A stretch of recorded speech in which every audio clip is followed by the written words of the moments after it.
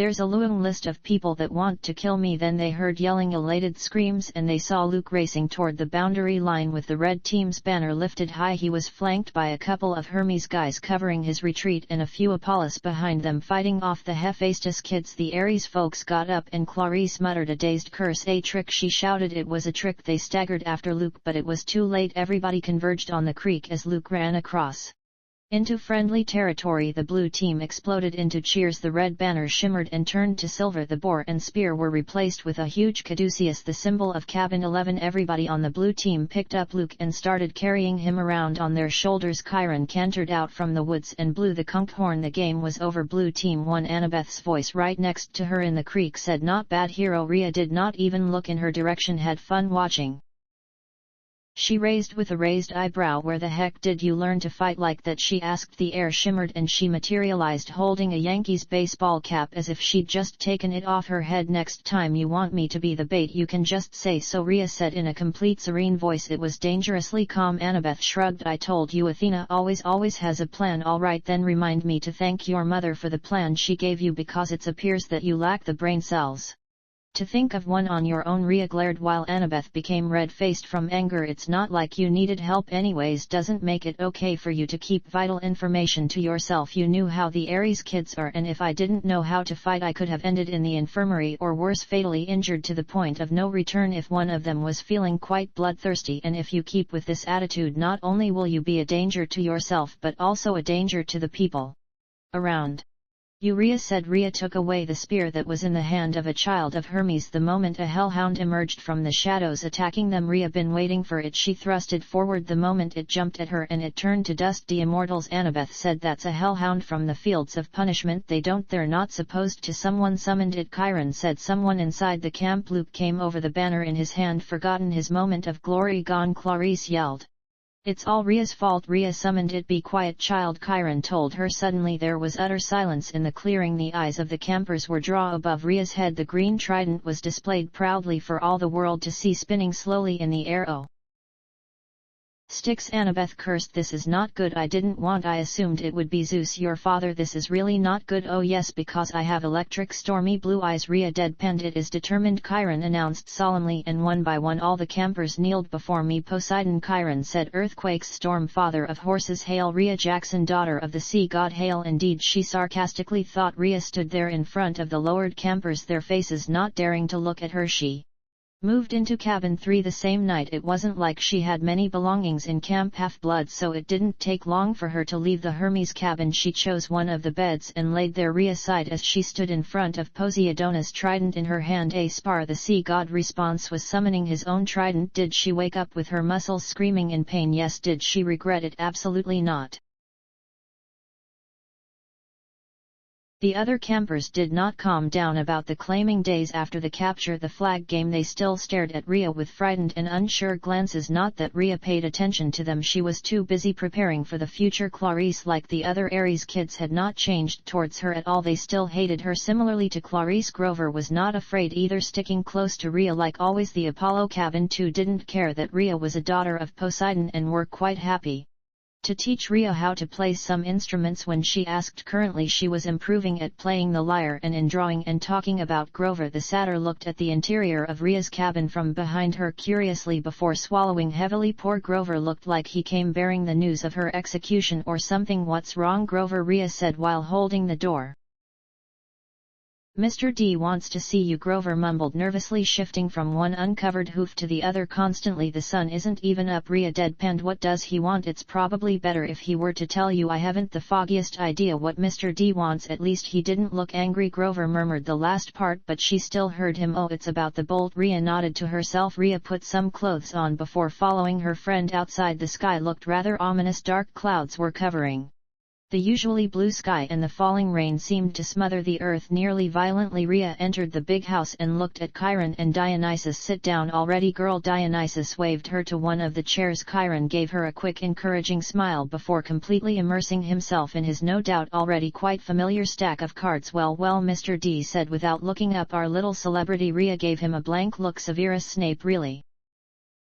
I thought about just getting rid of the whole problem by making you disappear, but there's the fact that this time Barnacle Breathe actually gives a shit about you, so that's out. Plus I kinda like you." Dionysus shrugged in a vaguely helpless motion while Chiron looked at him in disbelief, and Rhea resisted the urge to groan out loud and smiled politely at him. She really hoped it's not one of those situations, or I can show you mercy by turning you into a dolphin and sending you to your father's domain. Dionysus said. "Mr. D." Chiron warned. "Oh, all right." Dionysus relented. "There's one more option, but it's deadly foolishness." Dionysus rose and the invisible player's cards dropped to the table. "I'm off to Olympus for the emergency meeting. If the girl is still here when I get back, I'll have to kill her on Zeus' order." And Rhea Jackson, if you're at all smart, you'll see that's a much more sensible choice than what Chiron feels you must do.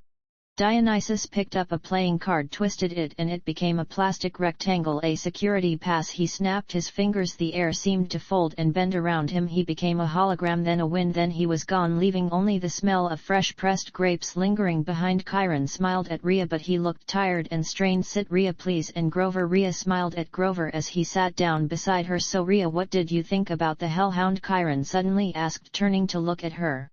"Annoying," Rhea said. "I am somewhat relieved it is you." Chiron sighed deeply. "You have the biggest chance of survival. Your father will watch over you, and you yourself are very strong. That's why I have to ask you if you wish to accept a quest." "No choice," Rhea said. "No." Chiron agreed half-heartedly. You should know that another god cannot usurp a symbol of power. Since the last solstice, Zeus' lightning bolt has been missing, and he's accusing your father Poseidon of said act."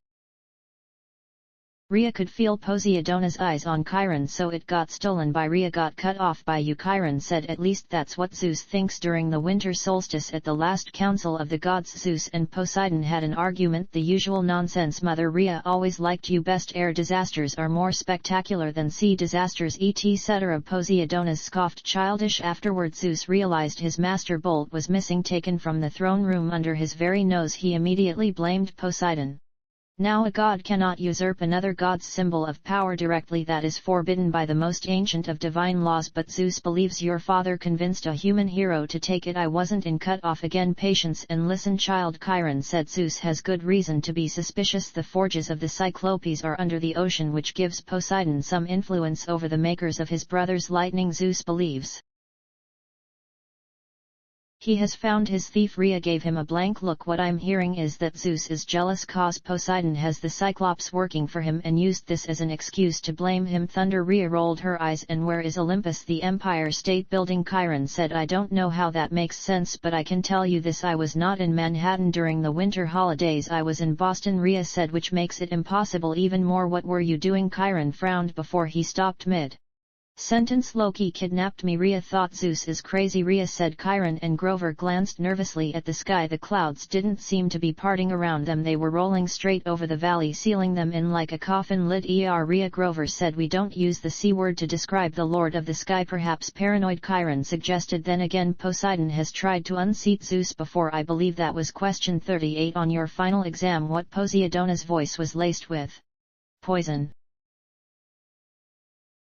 Rhea ignored that and patted the bracelet. "The exam passed, and the only thing I remember is having an A in it." Rhea said. "Poseidon, Apollo, Athena and Hera trapped Zeus with Hephaestus' golden net and wouldn't let him out until he promised to be a better ruler," she said, answering Poseidona's silent question indirectly. "It did not make the blonde god's anger calm down, correct?" Chiron said. "And Zeus has never trusted Poseidon since. Of course Poseidon denies stealing the master bolt. He took great offense at the accusation. The two have been arguing back and forth for months, threatening war, and now you've come along the proverbial last straw. So he's blaming the child of Poseidon instead of a child of Hermes." "Yeah, no, the god of thieves," Rhea said with a raised eyebrow. Chiron was going to say something to that but couldn't find anything to counter the logic. Rhea. Grover cut in. "If you were Zeus and you already thought your brother was plotting to overthrow you, then your brother suddenly admitted he had broken the sacred oath he took after World War II, that he's fathered a new mortal hero who might be used as a weapon against you. Wouldn't that put a twist in your toga?" "Oh wow, I'm so glad you asked this question, and the answer is no, it wouldn't." Rhea snapped. Grover jumped in his seat. "Form fright. If one was a god of justice, one will call for a trial. For fuck's sake, Apollo is the god of truth. He could have made him make me spill the truth, or one don't know, make Me swear an oath on the sticks or something. Not this, Rhea shouted. Rhea, calm down, Chiron said. The ground was shaking underneath them. Rhea finally noticed. She took a deep breath and calmed down. I'm fine, Rhea said. I'm cool, I'm fine. Cut the chase and tell me what you want me to do. Grover actually looked like he wanted to break down crying, while Chiron merely looked like Rhea will be the end of him. Just seek aid from the oracle. Chiron eventually sighed, looking like he had aged quite a few years as he motioned her towards the attic. Rhea didn't waste time to enter the attic and approached the mummified oracle. I am the spirit of Delphi, speaker of the prophecies of Phoebus Apollo, slayer of the mighty Python. Approach, seeker, and ask what is my destiny. The green smoke transformed into Sally. You shall go west and face the god who has turned. You shall find what was stolen and see it safely returned. Wisdom child shall be betrayed by one who was called a friend, and you shall fail to save what matters most in the end. The two first lines didn't change, but the third did. Originally it was you shall be betrayed by one who calls you a friend. Rhea knew that Luke was not a friend, so she passed most of her time with the Naiads, nymphs and the Apollo kids. Rhea then returned to the others, so Chiron asked impatiently when she remained silent. She glanced at Chiron. Don't worry too much, it said that I shall safely return what was stolen after I face the god who has turned in the west. So what does that mean anyway? Grover interjected, a half-eaten aluminum can in his hand. Well, the only possibility would be Hades. If Zeus and Poseidon were to go to war, he would be the one who would gain the most, Chiron explained patiently. Rhea wanted to say he was wrong, but then again that will not go as she planned. All right, then we will just have to go west and see, Rhea eventually concluded, smiling at a slowly paling Grover. He pretty much squeaked in fright. Did I mention that Maine is very nice this time of year? He asked weakly. You don't want to come along? Rhea pouted. All right, I'll come along, but you have to protect me. It's just that Satyr's an underground place as well. I know, Grover, but don't worry, I will protect you with my life, Rhea said, and Grover smiled. This is going to be fun. I don't like your idea of fun, Rhea. Grover shivered. Wanna come along, Annabeth? Rhea said, looking at the place where Annabeth is standing while invisible. How did you? She said, taking off her hat. There's water in the human body, Rhea answered, and left it at that. Their departure was accompanied by little fanfare. It was still early in the morning, and while the sun was seemingly shining brightly, the atmosphere in the camp was solemn. Once it became known that a quest was issued, the gazes turned from the previous uncertainty to other emotions: envy, sympathy, encouragement, to even the few pitying gazes. But regardless of their wariness of Rhea, many campers she had been friendly with, mostly Apollo kids, still came to wish their group the best of luck. Annabeth and Grover both stood beside her as Chiron saw them off. The centaur looked tired, but determined as he stood before them. Argus, with his many eyes beside him, the head of security, wore a chauffeur uniform and was their driver for the first part of their quest. He's going to keep an eye or several out to look after you guys, Chiron joked half-heartedly. Rhea rolled her eyes at the joke. Her backpack contained some spare clothes, other necessities, some golden drachmas from the camp, the money she saved for months, as well as enough nectar and ambrosia. Rhea was not surprised when she saw Luke run towards them hastily, a pair of basketball shoes clutched tightly in his hands. Hey, he panted, glad I still caught you guys. Rhea smiled. How can I help you? She said, just wanted to wish you guys luck. I thought you might need these, Luke explained hesitantly, handing over the sneakers to her. Thanks, Luke. Rhea smiled politely, but you know, child of Poseidon and flying don't mix. She laughed as she gave the sneakers to Grover, who shouted awesome once he got them. Luca smiled strangely. It was a mixture of pride and bitterness contorting his features into something nearly unnatural. Those served me well when I was on my quest. Gift from Dad. This time the bitterness was unmistakable. Well, a lot of hopes are riding on you guys, so just kill off some monsters for me, will ya? Luke said. Sure, well then, bye guys. Rhea turned around to see Grover flying with the shoes in an awkward way. Practice, Chiron called after him. You just need practice. Grover went flying sideways down the hill like a possessed lawnmower heading toward the Van Tang. Rhea grimaced. Oh, there goes his head. Before she could leave, Chiron stopped her. I should have trained you better, Rhea, he said. If only I had more time. Hercules, Jason, they all got more training. Trust me, no amount of your training will prepare me like Poseidon's training did. Rhea thought, good intentions, though I respect that. What am I thinking? Chiron cried. I can't let you get away without this. He pulled a pen from his coat pocket and handed it to her. It was an ordinary disposable ballpoint black ink removable cap, but we all know that's just a way to hide the fact that it's a sword. That's a gift from your father. I've kept it for years, not knowing you were who I was waiting for. But the prophecy is clear to me now. You are the one, he said. The sword has a long and tragic history that we need not go into. Chiron told me its name is Anaklusmos Riptide. She translated, use it only for emergencies, Chiron said, and only against monsters. No hero should harm mortals unless absolutely necessary, of course, but this sword wouldn't harm them in any case. All right, I'll be going now, see ya, Rhea said. Rhea turned towards the top of the hill where a white van was already waiting for her along with Annabeth and Grover. Argus held the keys in his hands as he left, first all three of them following him quietly. Chiron looked like he wanted to say something, but in the end he kept silently, solemnly watching the two demigods and the satyr leave, grabbing her backpack. Rhea tried to contain the dangerous twitch her left eyebrow seemed to have developed recently. It was difficult though. How hard was it to make sure the darn fuel was full? She sighed.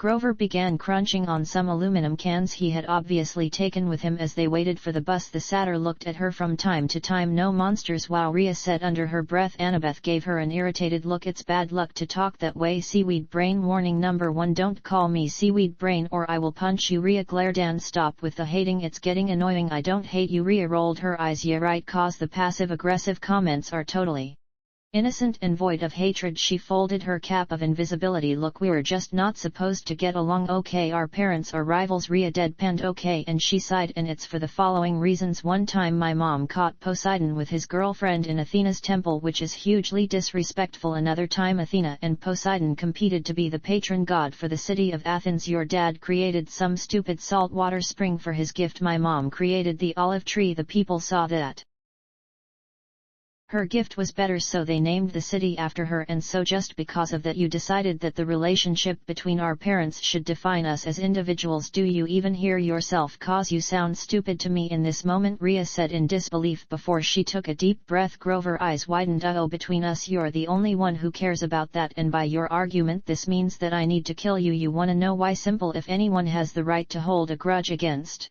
Athena, that will be Poseidon, because the woman killed his granddaughter Pallas, which started the whole hating thing to begin with. Poseidon and Triton did nothing but welcome her into their home only for her to accidentally kill Pallas in anger cause she lost a duel. As a revenge I should give your head and send it to my father, but you don't see me doing this, nor do you see Triton coming for the head of every Athena child out there. And if Poseidon gave a two shit about Athena's opinion about him, trust me, your mother would be wearing Poseidon's trident like a shish kebab. Annabeth was about to say something before Rhea stopped her. I am not Poseidon and you are not Athena, you are Annabeth Chase. Be your own person. This conversation ends here, Rhea said. Grover started looking around, sniffing the air like he smelled something foul. Grover, Rhea called. He tense. It's nothing. Rhea did not press. They finally got on board and found seats together in the back of the bus. Annabeth was about to stow backpacks when Rhea stopped her. Keep it on you, you never know when we will need a fast escape, Rhea said. Annabeth kept slapping her Yankees cap nervously against her thigh, and as if Rhea summoned the devil, the three Furies entered the bus. Annabeth clamped her hand onto the daughter of the sea's knee. Rhea kept her eyes on the three witches of hell. Stay calm and don't act rashly. It's okay, Annabeth said, obviously thinking hard. The Furies, the three worst monsters from the underworld. No problem. Alecto suddenly got up in a flat voice as if she'd rehearsed it. She announced to the whole bus, I need to use the restroom. So do I, said the second sister. So do I, said the third sister. They all started coming down the aisle. Rhea unscrewed the water bottle she had on her, letting the water float out, keeping the action away from the eyes of the Furies. Annabeth noticed. What are you doing? My job, Rhea said. The water floated around, hiding behind people as the Furies approached. The water took the shape of three sharp hairpins and solidified. Rhea, Grover said urgently. Wait. Rhea smirked as the three Furies passed the three people that she used to hide the pins, and before her companions could blink, Rhea moved those pins quickly and stabbed the three Furies in the head. They turned to dust. Rhea, Jackson 3, the three witches of hell 0. Rhea smirked. Awesome whips. I think I'm gonna keep this one, she said as she took Alecto's whip into her hand. It turned to dust too, or maybe not. Rhea pouted before she hit the bus stop button. The bus stopped at the nearest stop. Rhea grabbed both Annabeth and Grover's hands to get them out. The bus drove away. There was a sound of thunder. The hair rose on the back of Rhea's neck. Get down. Rhea pushed the two before she threw herself on the floor. Lightning strike right where they previously stood. If you kill us, who will get your bolt back? Stupid, Rhea growled, So there they were, Annabeth Grover and Rhea walking through the woods along the New Jersey riverbank, the glow of New York City making the night sky yellow behind them and the smell of the Hudson reeking in their noses. Grover was shivering and braying, his big goat eyes turned slit-pupiled and full of terror. Three kindly ones, all three at once. I'm going to start blaming Zeus for every miserable thing that is happening and will happen in my life, Rhea said. Thunder. Rhea rolled her eyes. Thunder. Thunder, crack crack boom boom. She then looked at Grover. Look at it from the good side, at least we still have our belongings, she said while pointing at the backpacks. I'm glad you acted fast and killed them and that it wasn't you that died there, Annabeth said. Rhea's eyebrow twitched. Please tell me that she isn't about to say what I think she will say. It's just that if you died, aside from the fact that it would really suck for you, it would mean the quest was over.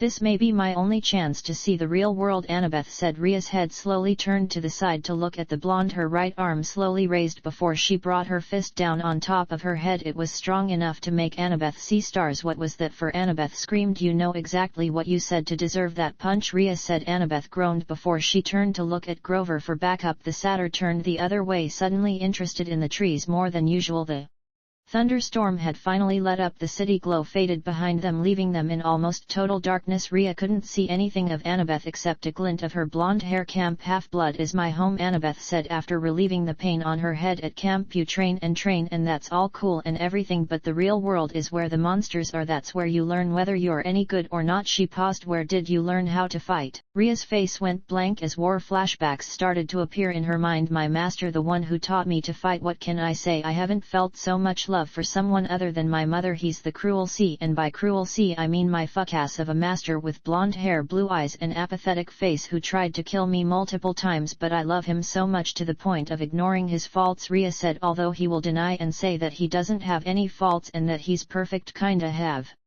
to agree on that one though, a little bit. Grover was taken aback by that. There's a lot there to unpack and I don't know where to start. Annabeth took a deep breath. I'm sorry, who's he? And he tried to what? Also, Rhea paused for a bit before she smiled. Master has a weird way of swinging his hips when he walks. I do not swing my hips when I walk, Poseidonus immediately denied. Rhea smacked her lips. Yeah, we didn't need to know that part, Annabeth said, face blank. A toot toot toot sound echoed. It sounded like an owl being tortured. Hey, my reed pipes still work, Grover cried. If I could just remember a Find Path song we could get out of these woods. He puffed out a few notes, but the tune still sounded suspiciously like Hilary Duff instead of Finding a Path. Rhea nearly slammed into a tree. They kept walking until they saw a deserted two-lane road. Through the trees on the other side was a closed-down gas station, a tattered billboard for a 1990s movie, and one open business which was the source of the neon light and the good smell. It wasn't a fast food restaurant, it was one of those weird roadside curio shops that sell lawn flamingos and wooden Indians and cement grizzly bears and stuff like that. The main building was a long low warehouse surrounded by acres of statuary. The neon sign above the gate was impossible for to read, because if there's anything worse for their dyslexia than regular English, it's red cursive neon English. To both demigoddesses what they saw was eight Numesk Diron Gomen Maprorim and the heck is that? Rhea deadpanned. Pretty sure is something something Auntie M. I don't know, Annabeth said. Grover translated. Auntie M's Garden Gnome Emporium. Flanking the entrance as advertised were two cement garden gnomes, ugly bearded little runts, smiling and waving as if they were about to get their picture taken. They crossed the street following the smell of the hamburgers. Hey, Grover warned, the lights are on inside. Annabeth said, maybe it's open snack bar. Are you crazy? Grover said. She ignored him and went inside, followed by Grover. Wanna know the story of Medusa? Rhea asked Poseidonus. Cause we're going to meet her right now. It involves my father, Annabeth's mother, and rape. Poseidonus came out from the bracelet and gave her a look. Okay, so Medusa was this really beautiful woman when she was still human, and if looks could kill, Rhea would be dead for real this time. Or that's what the mortals say. Rhea ignored the glare. And then there's the version Annabeth told. Well, we will know when we get inside. If she tried to kill me, then we will know the real version. She made her way inside, but my father did indeed rape some women before. I do not want to hear about my degenerate counterpart, Poseidonus said in disgust before he retracted to the bracelet. Quite the amusing expression you just made. Most of the time your face is blank, Rhea said as she entered. She found Annabeth taking the first bite out of the burger while Grover was nervous. He looked at her and mouthed, oh, where have you been? Rhea shrugged. Oh, my, Medusa said as her eyes behind the veil fell on Rhea. Are these two you friends? Yes. What's that hissing noise? Grover asked. Annabeth paused to listen before she shook her head. Hissing? Medusa asked. Perhaps you hear the deep fryer oil. You have keen ears, Grover. I take vitamins for my ears. That's admirable, she said, but please relax. Medusa ate nothing. She hadn't taken off her head dress and now she sat forward and interlaced her fingers and watched them eat. So you sell gnomes? Rhea finally said. Oh yes, Medusa said, and animals and people, anything for the garden. Custom orders statuary is very popular you know, and you make them by yourself? Rhea said. Oh yes, once upon a time I had two sisters to help me in the business but they have passed on and Auntie M is alone. I have only my statues, this is why I make them, you see they are my company. The sadness in her voice sounded so deep and so real that if Rhea didn't know who she was she would have felt sorry for her. Annabeth had stopped eating. She sat forward and said, two sisters, it's a terrible story. Medusa said, not one for children really. You see Annabeth, a bad woman was jealous of me long ago when I was young. I had a boyfriend you know, and this bad woman was determined to break us apart. She caused a terrible accident. My sisters stayed by me. They shared my bad fortune as long as they could, but eventually they passed on, they faded away. I alone have survived, but at a price, such a price. Or maybe you should have kept your sex life in your own house behind closed doors instead of doing it in Athena's temple. Rhea said. Medusa paused before she gave a hum. I should have expected it. You were wary when you entered here. Annabeth looked nervous as Medusa made her way up to Rhea, who looked at her stone-faced. It will be such a shame to destroy a beautiful face like yours, Medusa said as she put a hand on Rhea's face like she would do to a lover. Won't you stay with me? I would treat you better than this cursed daughter of Athena. Rhea jumped away from her and trident in hand. I must refuse. My apologies. She thrusted forward before Medusa can take off her veil. Her lower body disappeared into dust, leaving only her head to fall on the floor. That was fast, Annabeth said. Since when did you have that trident?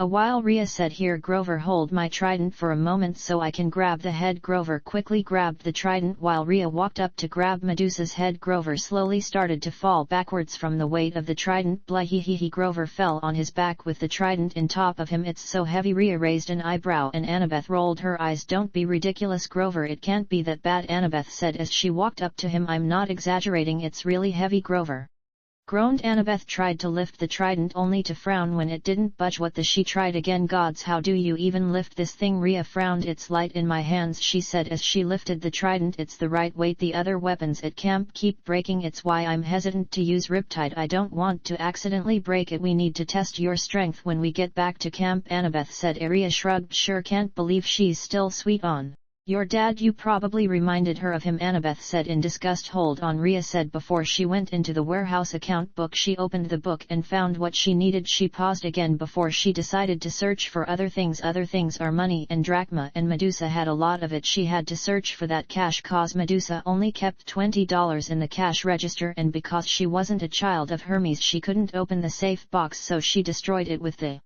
trident. I found more money, Rhea said happily. I don't think she will miss it, so let's use it. Annabeth curled up on the blankets and was snoring. As soon as her head hit the ground, Grover fluttered with his flying shoes to the lowest bough of a tree, put his back to the trunk and stared at the night sky. You can sleep, you know, Rhea told him. I'll wake you up if trouble appears. He nodded, but still didn't close his eyes. It makes me sad, Rhea. What does this? He pointed at all the garbage on the ground and the sky. You can't even see the stars. They've polluted the sky. This is a terrible time to be a satyr. Rhea sat beside him. I agree, the sea is in the same shape in some places. The amount of times I accidentally swam in oil. Ugh, she shuddered. It's disgusting. Grover sighed. At the rate things are going I'll never find Pan, the Lord of the Wild, Rhea said, and Grover gave an affirmative hum. Rhea couldn't tell him the fate of Pan, the Lord of the Wild. Been holding on for centuries and he's waiting to be found to send his final message and rest. Suddenly Grover fell asleep without a warning. Rhea sighed and turned to look at the one responsible, Loki. Yahoo! Loki suddenly appeared floating in the air in front of her. Now that Rhea thinks about it, Loki's main form of movement is floating in the air. Only rare occasions is he seen walking just like his green-haired counterpart. You've been causing quite a lot of mischief lately. I am so jealous you didn't include me in it, Loki said as he poked her, stealing Zeus' symbol of power. My oh my, I must be such a bad influence on you. I did not steal the stupid bolt, Loki pouted. Boring. Then who did? Luke, a son of Hermes under the orders of Cronus, but the bolt is in the hands of Ares because Luke tricked him, and with the help of Cronus' influence he convinced him that by doing so war will happen, Rhea said. Loki sniffed dramatically. I am almost proud. Then he sneered. If I didn't know what Cronus is capable of doing, that is He doesn't just plan on raising Olympus, he want everything under his control. Rhea looked at the sky. This include other pantheons. He Odin said the same thing Loki said as he played with her hair. I wasn't listening much cause he spoke so much it was boring, but I did listen when he said that if Cronus rose again things will end up badly. He let her hair go after braiding it like full on world war between pantheons, kind of bad. That will never happen. Rhea said, anyways what are you up to these days? You know the usual pranks here, mischief here and preparing to start Ragnarok. Loki said. Rhea chuckled. Are you so eager to die by Heimdall hands? Loki froze mid-float and looked at her. What? Rhea raised an eyebrow. That's how Ragnarok will go. You start it, everyone dies including you. Loki went through a range of emotions starting with denial. That can't be true, he muttered. Rhea expression stayed blank. Loki's face twisted in anger. You act as if you have all the answers. How could you possibly no, that will happen. He paced back and forth, his hands clenched into a fist. What kind of seer are you? Loki continued to pace back and forth, his mind racing as he tried to come up with a solution. There has to be a way. His face went pale as if Rhea's words finally sank in. Why did I not see this before? He whispered, his voice barely audible. Rhea didn't say anything, letting Loki process his emotions. She knew that he had to go through this on his own. Loki's body shook. The thought of his own death was unbearable. He had always thought that he was invincible, that he could outsmart anyone, but now he realized that he was just as vulnerable as anyone else. He wanted to start Ragnarok because of revenge. Why did you have to tell me this? He spat out. Seeing how silent she was, he decided to take a deep breath and calm down, waiting for her to speak. You have two choices: one, start Ragnarok and end up dying in the war, or two, don't start Ragnarok and live. Rhea said, you can still be your mischievous self, of course, but it doesn't have to be to the point where your life is in danger. Loki took a deep breath and looked away for a moment, considering his options. He knew deep down that Rhea was right, but the thought of giving up on his quest for Ragnarok was difficult to accept. After a few moments of silence, he turned back to Rhea. You're right, he said, surprising even himself with how calm his voice sounded. I don't want to die, not at Heimdall hands at least. Rhea nodded, relieved to hear Loki's words. I'm glad, she said softly, but Loki added, a mischievous glint returning to his eyes. I can't just give up my love of chaos and trickery. Perhaps there's another way to use my skills. Don't anger Sir Tuor, Rhea suddenly said. I mean it, Loki. If you do, then Ragnarok will start by his hand and you will still die. Rhea said. Loki stayed silent, then frowned, thinking for a moment what Rhea said didn't make sense. One moment she said he was the one to start Ragnarok, and now she says that if he angers Sir Tuor, the fire giant will be the one who start Ragnarok. Something's doesn't add up. The future is set in stone unless. Loki raised an eyebrow, suspicion in his eyes. You're contradicting yourself, he said. First you say that I start Ragnarok and now you're saying that it's Sir Tuor who starts it. Which one is it? Both, she said. Loki's suspicion grew stronger as Rhea's answer confused him even more. What do you mean both? he asked, his voice laced with frustration. How can it be both? Rhea took a deep breath before answering. In one universe Loki started Ragnarok himself, followed by the army he convinced to join his cause. Sir Tuor was one of them, and he burned Yggdrasil roots, destroying all the realms. In another universe Loki angered Sir Tuor enough for him to start Ragnarok and burn Yggdrasil roots, destroying all the realms. Loki's eyes widened as he listened to Rhea's explanation. So there are different universes where different versions of events happen, he asked, trying to wrap his head around the concept. Rhea nodded. Yes, that's correct, and in each universe the events that unfold are different from the others. The only thing that remains constant is the outcome of Ragnarok and the destruction it brings. Loki sat in silence for a moment, contemplating Rhea's words before the realization of something hit him. You don't see the future, or to be more specific, you don't see the future of this world. Rhea did not respond. You know the future of other worlds, or the future of the worlds parallel to ours, and when there's a similar event you are able to change it with the informations you have, Loki said before he started to laugh. Oh, this is hilarious. He paused. How do I release Fenrir from his chains? The chain that holds him will be shattered by the violent quakes of the earth. Battered for ages he's been held in place. His only hope the world trees embrace. Will the ground to shake and make the trees sway? The chains will break on that fateful day. The wolf god unleashed his fury unbound as chaos and destruction spread all around. But calm him you must with soothing sound to avert the destruction that will abound. Rhea responded, then gave him an annoyed look. He stayed silent for a moment before he smirked. Oh well, I shall leave now before Zeus find your disappearance from his sight too suspicious. By Loki disappeared and things around Rhea became normal again. Wah.